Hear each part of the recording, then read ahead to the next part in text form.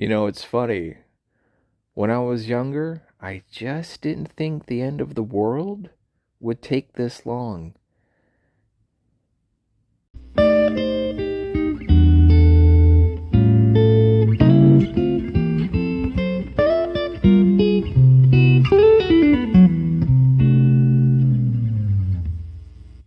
I grew up in the town of Holland, Michigan.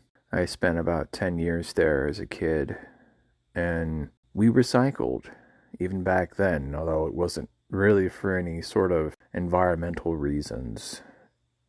You could return a pop can, a beer bottle, a soda bottle for 10 cents to participating gas stations, grocery stores. It's a thing that the state of Michigan subsidized. And so when you grew up without any money, you walked up and down the street looking for old pop bottles just to turn in, just to make a few bucks. And that's what my brother and I would do. And when we collect 20, 30 pop cans, pop bottles, get $2 or $3 together. This would have been the late 90s, early 2000s, maybe 2003. And we'd get to the gas station with our bounty. We'd turn in the 30 pop bottles and we'd get something called Faygo Soda, which was a local regional brand, kind of a generic knockoff, where you can get a 3-liter bottle for 99 cents. It's caffeinated sugar water, is all it really was. And we get these little Debbie snack cakes for $0.25 a piece, and we take that across the street, across the highway, dodging trucks and riding our bikes as fast as we could to the Barnes and Noble and sit there all day and read comic books and buy nothing and probably just, get soda and chocolate and Cheeto dust all over the comic books. And we also used to garden. We used to plant tomatoes and cucumbers, and Dad always had this vegetable garden in the backyard. And I remember working the garden with my brother. We were just kids and we pretended we were working in some big farm or something. And it was good. It was a good time. I learned how to grow food that way. And Dad was always big too on making his own furniture, sort of repurposing old discarded things, kind of reusing things until they wore out. Things that are kind of in vogue now a little bit in sort of the more environmentally conscious circles of people. We were doing that before it was cool just because we were broke. Now a lot of things we did when I was a kid seem to be popular again. And it's funny, I spent a lot of time kind of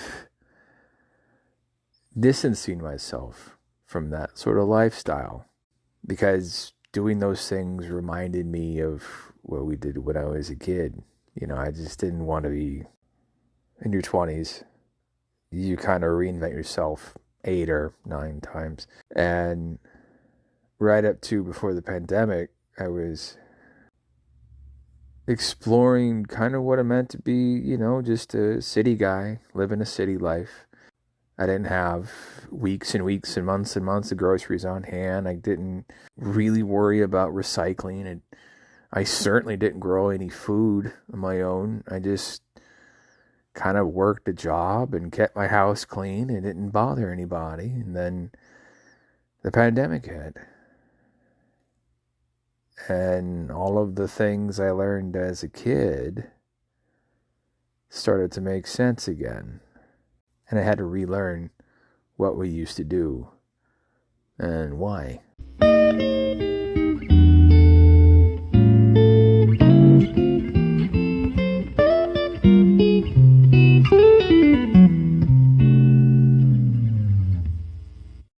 I remember when the world closed in the spring of 2020, and it closed a little bit at a time. A city here, a country there.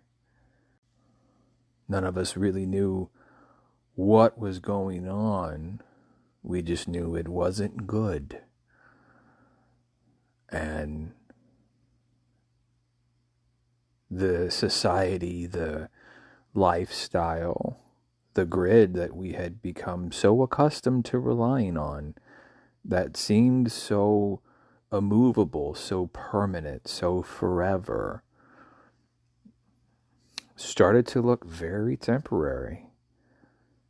There was about a 5-minute period there where we all thought this was the stand.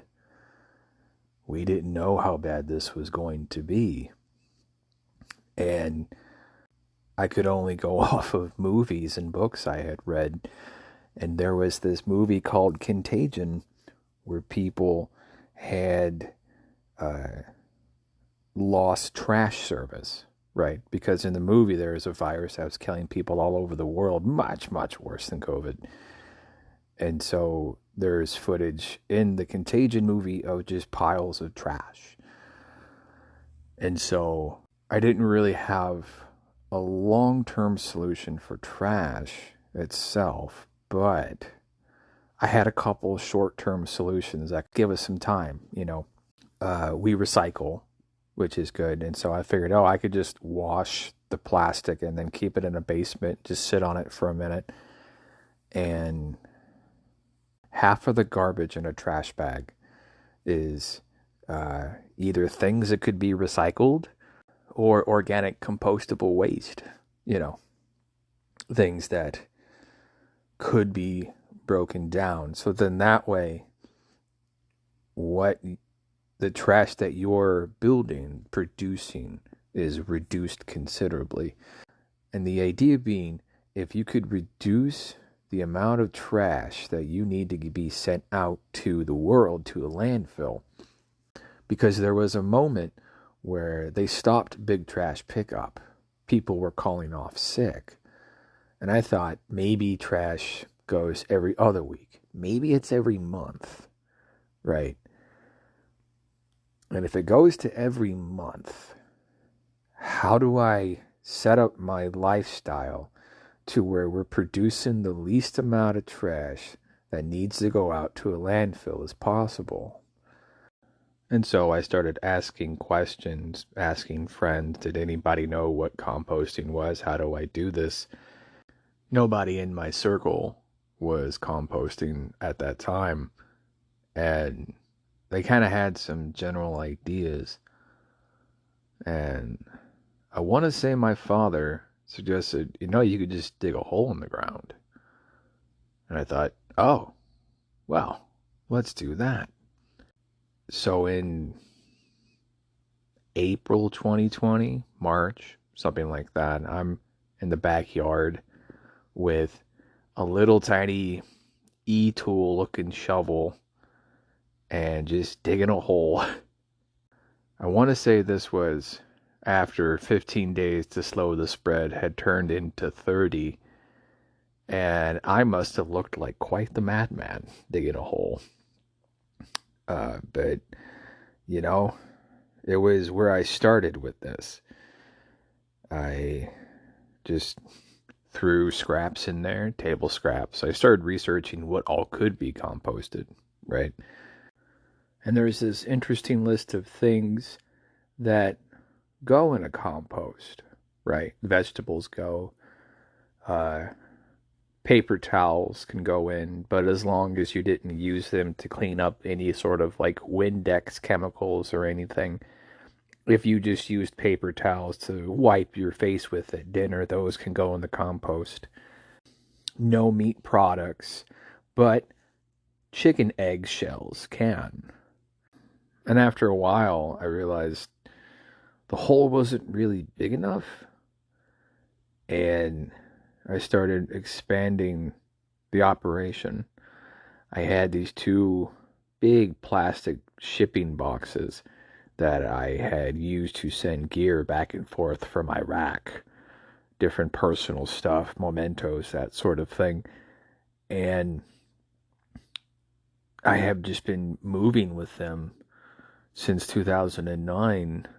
And they were kind of at the point where they were on their last legs. So I filled them full of dirt that I got off a family member, and I started putting compost scraps in there.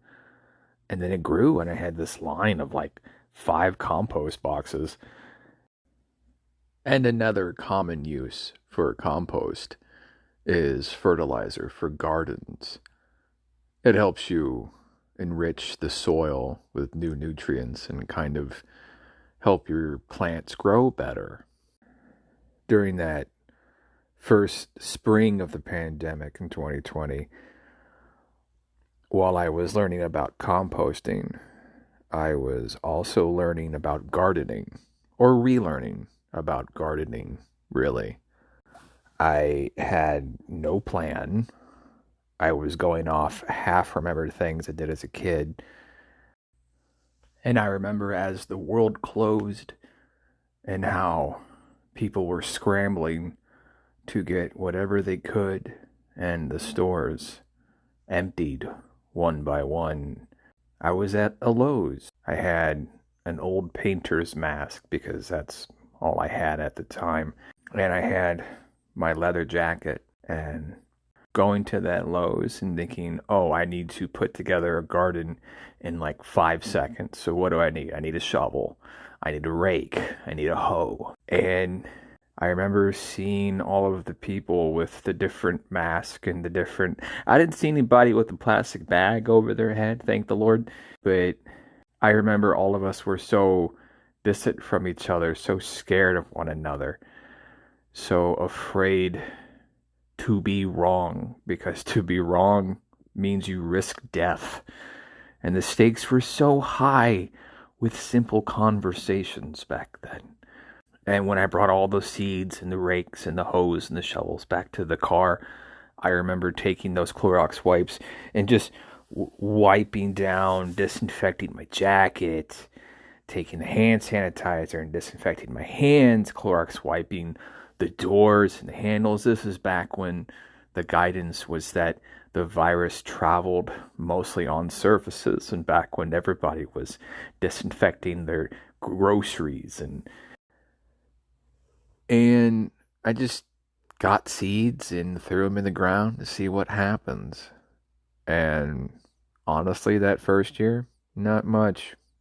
I had more growing out of that compost hole than any sort of planned garden that I could come up with. And so I had all this like scraps of butternut squash in the compost hole that I dug. And it grew like weeds, like a vine. But the funny thing about my yard, my house, is that it's 100 years old. And I live in the middle of a city. And so when you have a 100-year-old house in the middle of a city, you run into a lot of lead problems.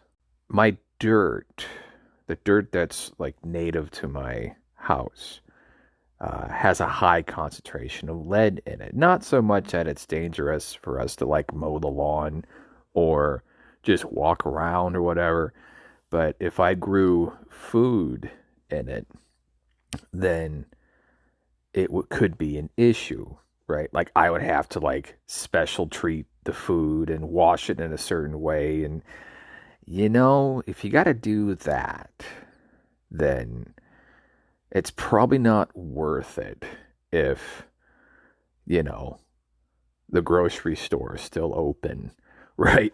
Like, and at no point did we get to a desperate situation with food.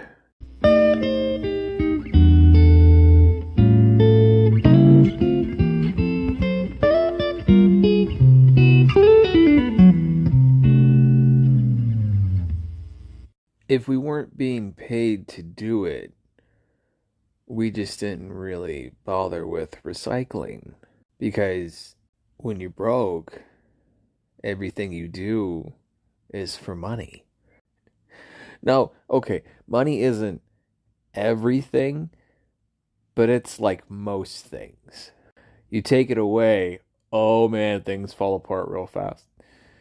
So, with recycling, The idea of going from being paid to recycle to paying someone to recycle as like a bi-monthly pickup service through our local recycling company made 0 sense.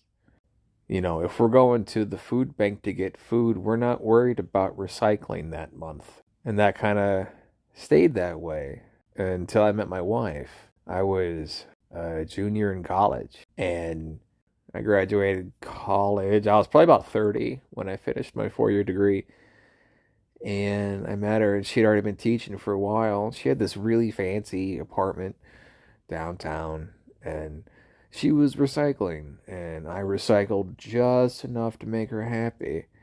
And as my life got better, as money became less of a concern, recycling didn't seem as silly, right? And then the pandemic hit, and I'm trying to stretch out the amount of time in between trash pickups because I'm worried that we're going to lose city trash. And so I know we could wash the trash because you're supposed to wash the trash before you put it in the recycling so it doesn't contaminate the lot apparently. And I remember thinking, oh, we could just wash the trash and just sit on it in the basement, right? Like the recyclable trash, you know. And as we did that for a little bit, just so I can kind of see what it looked like. And then as I'm doing that, I'm realizing just how much trash two average middle class people in the American Midwest produce, right? And it's a lot. Like, all of the stuff in your life is like plastic, right? And it's just all over the place. It's insane. And as the world was closed, as I was kind of investigating recycling, looking for alternative ways to do stuff, or how do I set us up to consume less so we have to dispose of less, I started investigating the different types of recycling materials. You know, like on the bottom of like a plastic bottle, there's typically the recycling symbol and a number. And my information's a year or two old, so this might be different now. But when I was researching this, it said something like, that's how you tell the different types of plastic polymers. There's 7 numbers, 1 through 7. 1 and 2 will actually get recycled. It's more profitable to recycle number 1 and 2 than to use virgin plastic material. And recycling plants themselves have a lot of issues with things like people doing something called wish cycling, right? Where they'll just say, oh, I hope this is recyclable, and just throw everything in there, like an umbrella and stuff like that, which it clearly isn't. So I started doing real good research. Like, if I thought, if I'm going to do this and I'm going to actually give a shit, then I'm going to know what I'm doing a little bit, right? Just enough to where, you know, I'm not going to be the guy that saves the environment all by myself. But maybe I can be the guy that consciously does the least amount of damage possible. I live a comfortable life, but within that comfortable life, if I can monitor my consumption and make it as a small a footprint as I can, that's my goal, right? I can't fix the problem. I can go out of my way to not make it worse as best I can. It's kind of my philosophy of life. And I remember the spring of 21 when my wife was getting the second dose of a COVID vaccine. It should have been March 21, something like that. And we were in this Kroger. And in the Kroger, I was just nervous because this thing that I had been waiting for so long was here. My wife, who was a teacher during the pandemic, is finally getting vaccinated. And I had been learning more about recycling throughout the course of the pandemic. I had been figuring out the best way to buy products, buy groceries, things that had a number 1 or a number 2 on them, trying to do the least amount of damage. And so I'm walking around this Kroger, and I see it. I see all the plastic. And I'm like, oh, they wrap plastic around individual potatoes here. Oh, that goes somewhere. This all goes somewhere. Where does it go? In a landfill, as burnt carbon in the sky, the water, the rain at this point. Yeah. World's kind of scary once you start to understand what plastic really is. And the deal we made with the devil for it. And how we'll all pay for that one.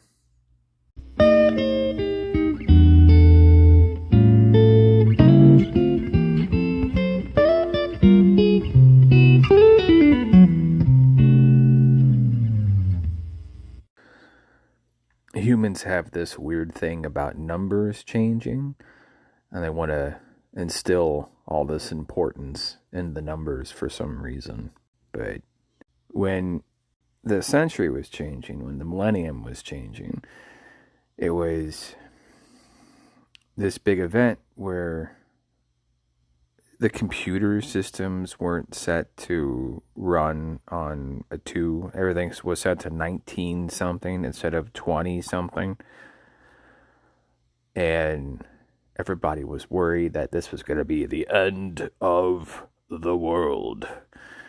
And I remember watching people on TV, because TV back then, much like it does now, finds a thing that people are scared of and then just amps it up to 1,000. And there were people saying there's going to be no power and everything's going to fall apart. And 6 months, people are going to be fighting to the death for the last can of beans. And I mean, none of that happened. But I remember looking to my dad and I'm like, hey, do we need to worry about this? And he's like, probably not. But, we'll buy some extra beans just in case. And then we did. We bought extra beans, I guess. Nothing too crazy. Nothing.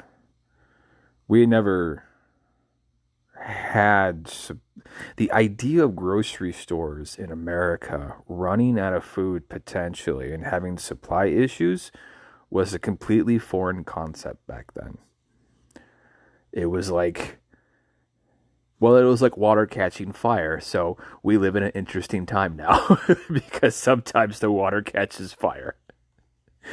But I don't ever remember going hungry as a kid, right? There were a few times when the food wasn't as fresh as I would have liked. And I have kind of a sensitive stomach, so sometimes if the food was on the older side, then it would make me kind of sick. But that was all we had, so that's what I had to eat. And when I was in the Army, when I was in the National Guard, we actually had a week where we spent on half rations because they had this mobile, chow hall cook trailer thing that they would set up, and it caught fire and it burned to the ground. And so for some reason we only had half rations for a week. And it doesn't sound like a lot of time a week, but holy shit. You're running around the woods all the time. You're, you're camping and there's not enough food. So you're already stressed out because you made a bad life choice and you joined the army and there's not enough food. Like I remember we were out in the field. They handed us two plates, one for me. I thought it I if you hand me a plate and you hand my soldier a plate, I'm thinking, oh, those are both our servings.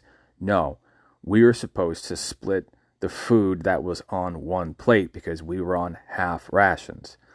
I was so hungry, I just ate whatever they handed me. And you would have thought I had sold the nuclear codes to the Saudis or something. Like, it was such a big deal. And they fucking, like, I remember them just berating me until I was in tears because of it, right? Like, I will never forgive some people for the way that they behave because we were in Indiana, kids. Like, we had cell phones and Domino's delivered on the base. And I had to go through that. So when COVID hit, when the grocery stores in March of 2020 started to empty out real fast with all the panic buying, I had some fun unresolved issues about food scarcity, right? And I remember being in the grocery line, and this is when all of us are realizing, hey, this is a thing and it's happening now. And we're all just getting whatever our bank accounts will get us. Just dumping money at the grocery store and at Walgreens and at Lowe's. And there's this woman who only has enough to get everything but the bag of oranges. So she puts the oranges back, and then I told the cashier, hey, I'll buy her those oranges, put those on my tab. And she turns to me, and there's this look of sadness and appreciation and kind of fear in her eyes. Like there was fear in my eyes, there's fear in the cashier's eyes. And I said, hey, we got to stick together on this. And then that same day, when I get out to the parking lot, there's a homeless guy begging for food. And I'm thinking, oh, he doesn't have anywhere to shelter in place. And so I was going to offer him a bag of chips. But then he smiles and reveals he has no teeth in his head. And so I just give him like the softest bag of bread that I have. And I told him good luck and God bless. And throughout the shutdown, throughout the first few months of the pandemic, my wife and I did our best to keep one step ahead of the panic buying herd, right?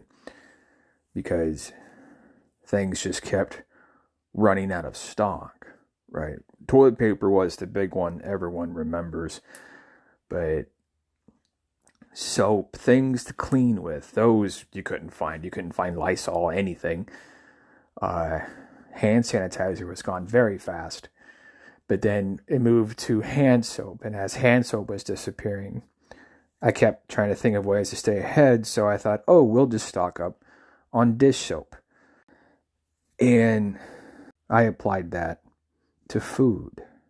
I started buying things for the long term, right? Mostly cans, a little bit of dry stuff, a lot of noodles. Noodles last forever if you keep them dry. I remember in March of 2020 thinking, hey, maybe this will be over in May of 2020. I know, it's adorable. And so throughout the years of the pandemic, I would stock up on cans of beans, cans of soup, buy a bunch of things to where we're good for several months and then wind those supplies down, right? And so I went from pre-pandemic only having maybe a week's worth of stuff on hand to having weeks, if not months, of stuff on hand consistently throughout the whole experience. Because at first, time I walked into a grocery store and saw it mostly empty, or 50% empty, right? A 50% empty grocery store is terrifying because that means half the food's gone. And I thought, oh, you need to insulate your family throughout any future supply shocks. And you need to, as a husband, it is your responsibility to stay on top of all future supply shock. And so I've kept a stupid amount of toilet paper on hand since March of 2020.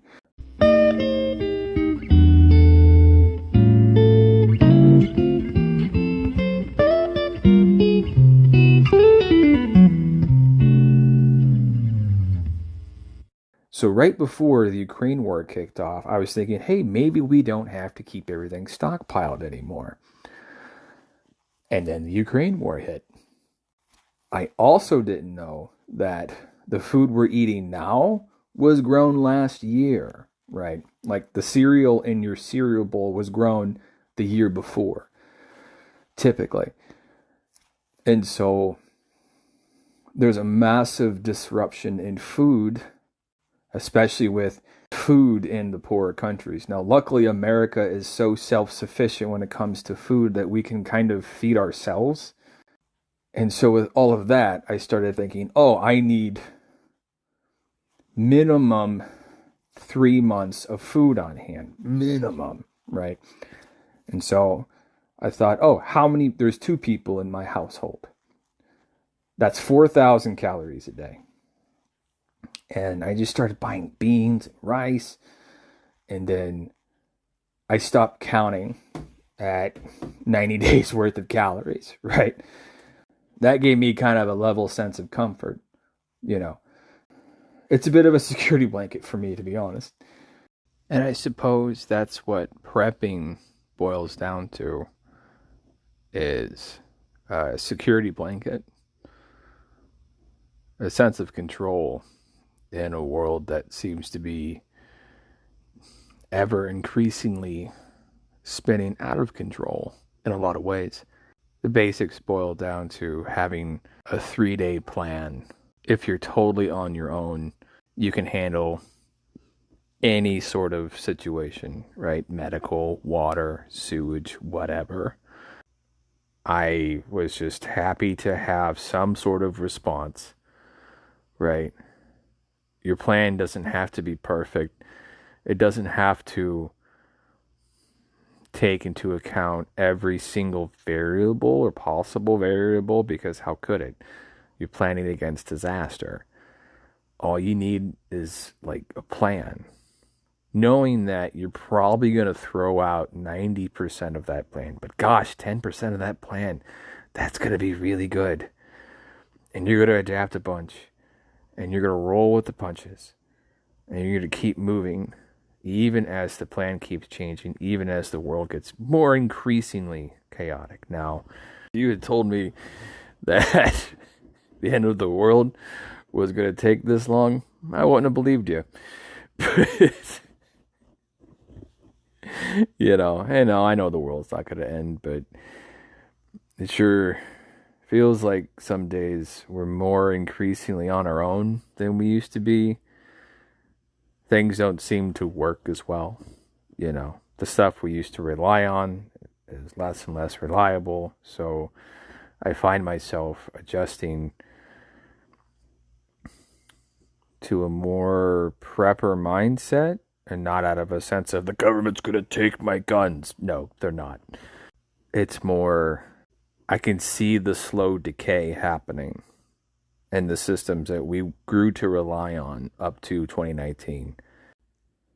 Because in a real emergency, in a real life or death situation, hours mean everything. And so you buy as many hours as you can.